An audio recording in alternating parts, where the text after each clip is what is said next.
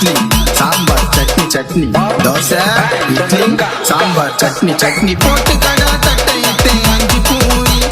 முட்டு கடா வைத்து உள்ள வாரி வாரி தோசை இட்லி சாம்பார் சட்னி சட்னி தோசை இட்லி சாம்பார் சட்னி சட்னி நாரவாய கொள்ளு வலிக்கு 4 சப்பாத்தி அமுக்குடா ஹோட்டலுக்கார காசு கேட்டா அவனை பிடிச்சுன்னு குமுக்குடா தோசை இட்லி சாம்பார் சட்னி சட்னி